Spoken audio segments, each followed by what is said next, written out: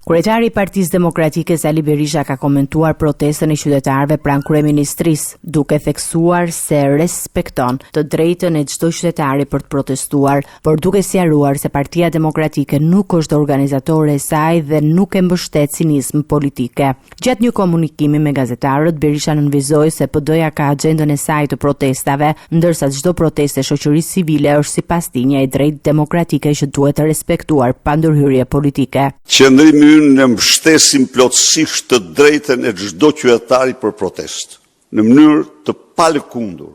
Qytetarët e lirë kanë të drejtën të protestojnë për çdo gjë që ata e gjykojnë të arsyeshme. Partia Demokratike ka agjendën e saj të protestave dhe kur ajo thret protestë, ajo është e hapur për të gjithë qytetarët që duan të angazhohen. Në të njëjtën konferencë ai u ndal dhe te ngjarja tragjike ku humbi jetën efektivi i shqiponjave Enea Mekolli, duke i shprehur ngushëllim familjes së tij dhe duke kërkuar hetim të plot për operacionin policor. Të dënoj me forcën më të madhe këtë krim të shëmtuar i sponsorizuar nga shteti i lidhur kë me kokë me krimin.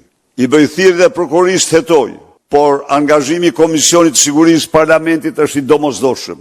Operacioni i tillë më spaku mund të thuhet i keq organizuar, i keq planifikuar, të kontrollohen mirë të gjitha komunikimet që vrasi ka patur për të parë nëse kemi një dekonspirim të operacionit apo jo. Berisha ju rikthye edhe akuzave për korrupsion ndaj qeverisë, duke thënë se kryeministri Edi Rama ka mbyllur dosjen e aferave që hetohen nga SPAK, por theksoi se opozita do të vijojë denoncimet në çdo shkelje të ligjit. Unë mendoj se çështjen Balluku Rama me raport me SPAK-un e ka mbyll përfundimisht.